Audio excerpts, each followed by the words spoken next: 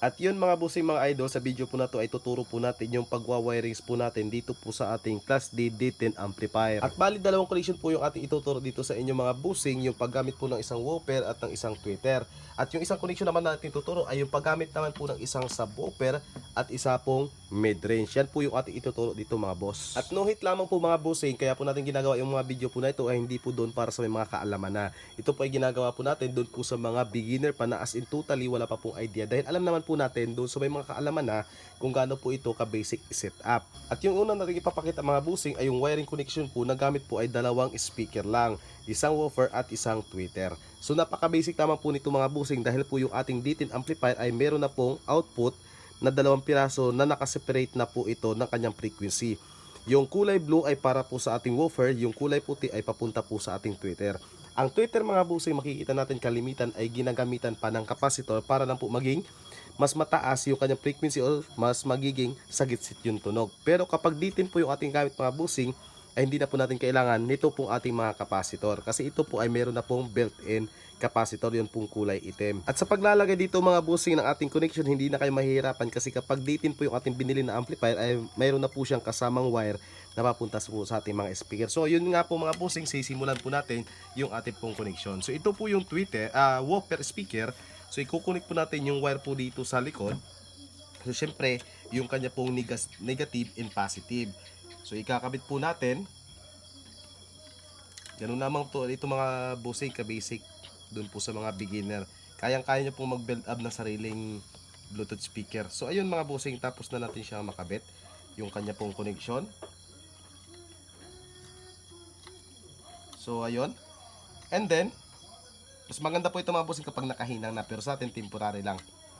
Iko-connect po natin ito dito po sa kanyang kulay blue. Dito po mga boss. Ito po yung kanyang woofer output.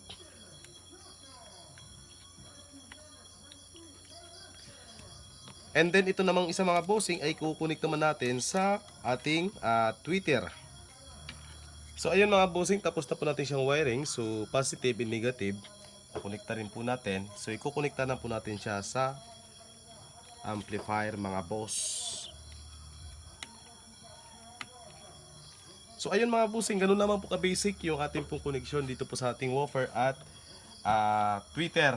So ang tanong mga bossing, pwede pa natin gawing tatlo yung ating speaker, isang tweeter at dalawang woofer? Yes mga bossing, as long as na 8 ohms po yung ating ginagamit para kapag pinarallel po natin ay magiging 4 ohms. Huwag po tayo magpaparallel ng dalawang 4 ohms na speaker, magiging 2 ohms. 2 das po yung ating amplifier mga boss. At syempre, ditipid po natin sa wattage mga bossing. So ito yung ating AC plug. Dito po mayroon po siyang AC plug. So ito, dito po natin siya i-connect. So i-connect po siya para ma-sound test po natin mga bossing. Ito po yung ating wire galing po sa ating battery. At matapos natin ma-connect yung ating DC battery, kukonect po natin siya bossing sa ating amplifier. So dito po mayroon po siyang input. So ayun mga bossing, umilaw na.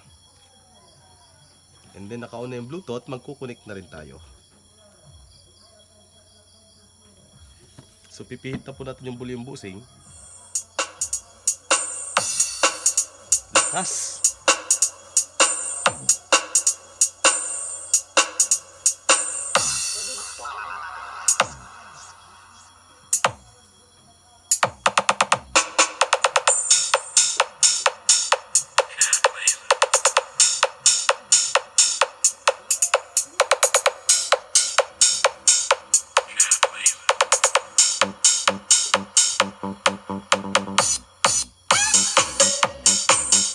Ito naman mga bossing yung kanyang connection, gamit na po yung ating tatlong speaker. So meron po tayo dito sa subwoofer na 6.5 inches, isang mid-range at isa pong tweeter. Ang tweeter po mga bossing hindi po natin ginalaw. So ang tweeter po ay manggagaling po sa kanyang output. Ito pong kulay puti, papunta po doon. Ito po ay high frequency output.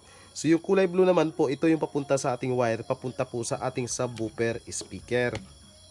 At si mid-range naman po mga bossing ay kinunikta po natin sa subwoofer dito po, papunta po sa speaker po nating mid-range at parallel connection po yan. Ibig sabihin, yung positive po ng subwoofer, doon nyo rin po ikukonekta yung positive po ng ating mid-range. Yung negative po ng ating mid-range, doon nyo rin po ikukonect sa negative po ng ating subwoofer. Ang kaibahan lang dito mga bossing, sa mid-range po ay gagamit na po tayo ng capacitor. Sa mga nagtatanong mga bossing, ilang capacitor ba yung dapat ginagamit sa mid-range? So, advisable po dyan ay 4.7 UF up to 10 UF. Yan po yung kalimitang ginagamit po sa mga mid-range. So, ayun mga bossing, itatry po natin yung kanya pong mga tunog mga bossing.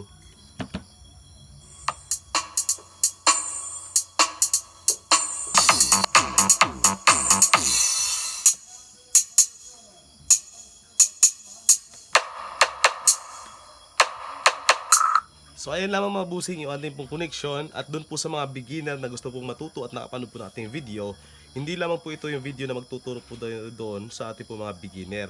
Tuloy-tuloy po yung ating paggawa ng video at gagawan po natin ng playlist para kapag beginner ka at napunta ka po at naligaw ka po sa aking account, ay pwede nyo pong hanapin yung playlist na kung saan doon po natin iipunin yung ating pong mga ituturo doon po sa mga beginner. Yung mga as in totally beginner na gustong bumuo ng Bluetooth speaker pero wala pang kaalam-alam kahit naman lang doon sa mga wirings, ohms ng speaker or kahit anong topic, so doon po natin ilalagay. Thank you so much po mga boss.